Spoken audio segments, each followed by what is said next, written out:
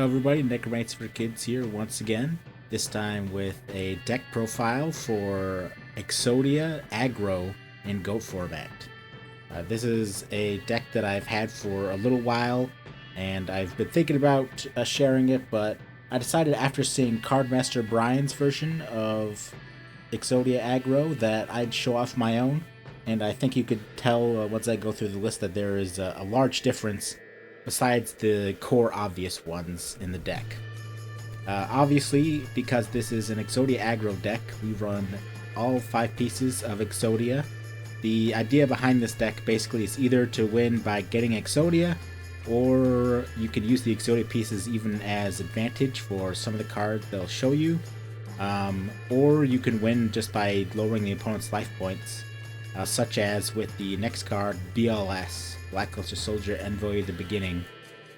We play, I believe, 6 light monsters. I think 6 is the perfect number for BLS. Some people say you could do it with 5, but I'd rather have 6, just in case, especially because 3 of those are flip monsters, and they could get removed with Nobleman. But we have the 1 copy of BLS, which is a win condition pretty much by itself if we can't win by Exodia. Then we're running 1 Air Knight Parshath because it's a draw effect and a tribute monster that can deal out some decent damage, especially against opponents that are running goats or a lot of flip monsters. And it's a light monster for BLS. Then we're running 3 Dekoichi, the Battle Enchanted Locomotive. A lot of people only like to run like 2 of flips because they're afraid of Nobleman to cross out. But here's the trick in this deck is that if the opponent ends up removing all 3 of Dekoichi, sure, you can't use their effects later or whatever, but they basically do their job in this deck anyway because your deck is being thinned out by 2 extra cards. So it's basically as if you had spent the whole turn setting them and then flipping them. The only downside, of course, is you can't later use them with to remove for BLS, but we only have the 1, and you might not even ever draw it anyway. But this way you get to your Exodia pieces a lot quicker, even if they use their Nomina crossout. For the same reason, we're running 3 Magician of Faith, because I really don't care if they end up getting removed. Again, it's just thinning my deck out. And if I do get them off, that's good as well. Then we have 3 Emissary of the Afterlife. One of the reasons that this deck can be an aggro deck, in addition to being able to go aggro with Dekoichi and Air Knight Parshath. It's a level 4 Fiend, 1600 attack, 600 defense. And when this card is sent from the field to the graveyard, each player adds 1 level 3 or lower normal monster from their deck to their hand, which for us would be the pieces of Exodia except for the head. And almost every opponent doesn't have a monster that they can add with this effect, unless they're also playing Emissary of the Afterlife or some really janky build, but either way, you probably are fine with them having it over getting a piece of the Exodia. Then next up, we have 2 copies of Helping Robo for Combat, level 4 with 1600 attack and 0 defense, machine. And if this card destroys an opponent's monster by battle, you draw 1 card and return 1 card from your hand to the bottom of your deck. Again, we're using this because it has decent attack and because it has a draw effect. Now, of course, you have to return something to the bottom of your deck, but in a couple of duels, I ended up just returning a Upstart or a Jar of Greed because with the other cards in our hand, we wanted more than those anyway. Or you could end up returning something like a Sinister Serpent, which we run 1 of in this deck as well, just to help us out if the opponent is using Duo and other effects, so that we have something to discard besides an Exodia piece. In this deck, we don't run away to bring back our head of Exodia, so if the opponent ends up by circumstance hitting it, you're kind of screwed, but you can get around that if you want to side Monster Reincarnation, or if you even want to main deck it, although personally I wouldn't. But besides the Sinister Serpent, of course, you run 1 Sangan, as it can search for all the Exodia pieces and anything else except for these guys that we might want in our deck if we absolutely need something else. For the spells, of course, we're running Graceful Charity and Pot of Greed, We're not running duo because we care only about our own hand. We want to be able to get Exodia. Not so worried about what the opponent's doing. I'd say that it loses a lot of value in this deck compared to others for that reason. We just want to draw. We don't want the opponent to have good cards, but at the same time, we're not going to pressure their resources nearly as much. And of course, you have one Heavy Storm, and I run one Lightning Vortex in this deck to help clear the way for our beaters and such. It especially helps when the opponent is using Gravekeeper Spy, because there's really only one monster in our deck that can get over that. As well, we can use, if we wanted to, we could use the pieces of Exodia that we get to discard, because we're kind of just getting them with advantage from, Emissary of the Afterlife, and we might never even get those pieces, plus we have Weight of Return that I'll show you later. We have one Mystical Space Typhoon, of course. We have two Noblemen of Crossout. Again, if we hit the opponent's Magician of Faith or Dekoichi, we end up just thinning our deck, making it easier to draw into Exodia. Then we have Premature Burial to bring back our beaters. I almost always bring back Emissary of the Afterlife or Sandgan, although of course you could obviously bring back any of your monsters and utilize them in their own ways. Snatch Steal, we're an aggro deck still, and even if we weren't, the opponent's monsters might be good enough to just beat them over and hold them back for a few turns. And we can also tribute it with Air Knight Parshath, so we can, grab them, attack, and then use Parshath if we need to tribute them so they don't gain life points. We have one copy of Swords of Revealing Light, the only stall card in the entire deck.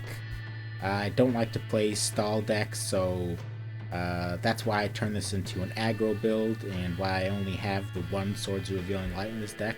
Then we have two copy of Upstart Goblin, just to draw cards. Again, it goes a little bit out of theme for the aggro part, but helps you draw into the cards you want, and obviously it's an Exodia deck. Digging Deeper is good. Then we have 3 Jar of Greed. Again, just help us to draw out cards, and also lets you bait out Heavy Storm by setting them. In a duel I showed you, you could see that the opponent activated their Heavy Storm, and I ended up chaining 2 Jar of Greed, and the other card didn't really matter too much. So essentially they only 1-for-1'd me, and I ended up getting to draw 2 cards. Then to bring back our Exodia pieces, we have one backup soldier. I don't like to run any more than this, just because it can end up bricking in your hand, especially if the opponent isn't forcing you to discard any, which could happen. It combos a little bit with Lightning Vortex in that we can bring back the piece after we discard it. And again, if the opponent is using duo and such, hopefully they won't hit the head of Exodia, but they might hit the other limbs, and we could bring them back. Then we have Call the Haunted. Again, bring back mostly Emissary of the Afterlife. And then we can always tribute it off for Air Knight Parshath too, which tributing it will trigger the effect of Emissary of the Afterlife. Then we have a Mirror Force, Ring of Destruction, and Torrential Tribute for obvious reasons. That's pretty much it for the main deck. I would say that you can side out or not even include a Sinister Serpent in this deck at all, because you're probably never going to search it with Sandgan unless you know that your opponent is discard heavy. As well, it's not very good on its own in this deck. The only thing it has a synergy with is Lightning Vortex. You could run another Air Knight Parshath, something that I was doing in this deck, and you also could run like Breaker Magical Warrior in its place, just because he's a good aggro card and helps get rid of back row. Although back row is a lot more chainable nowadays because everyone's playing Raigeki Break and such. I don't think you run enough light monsters to use Chaos Sorcerer, but if you wanted to change this deck around a little bit, maybe you could.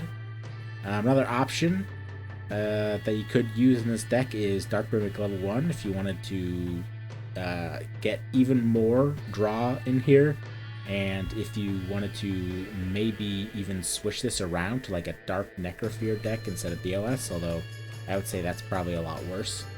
Or if you want to use Metamorphosis, I side in Electric Snake. because if the opponent's discard heavy, end up discarding this, and then I draw 2 cards, essentially getting me closer to Exodia. I could even just win after discarding this because I draw 2 Exodia pieces, which would be hilarious. You could even play a third helping roll for combat, something that I was doing for a while. I probably will switch out the Sinister Serpent for helping robo at some point, but this is what I went with for now. Tri-Infecting Virus is a card you could include that combos with Sinister Serpent and acts just like Lightning Vortex to help get rid of problem cards like Chaos Monsters and Spies. You can also choose, instead of running Backup Soldier, to use Dark Factory of Mass Production. It gets back 2 target normal monsters in your graveyard. The problem is it requires exactly 2, which you might not be able to even get 2 into the grave. You could also run Scapegoat. Again, if you wanted to go for like Metamorphosis with Dark Mimic, you could do that. Maybe if the opponent is discard heavy, again, you could use Backup Soldier, a second one in the deck.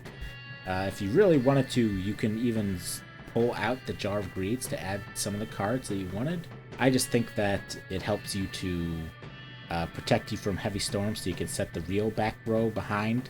And as well, it allows you to get closer to your pieces when you need them. So that's going to be it for this deck profile. Thanks again to Cardmaster Brian for inspiring me to finally post this deck list.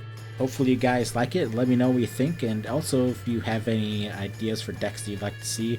I actually have a boatload of decks that I've already built, but that I don't really know if people are interested in.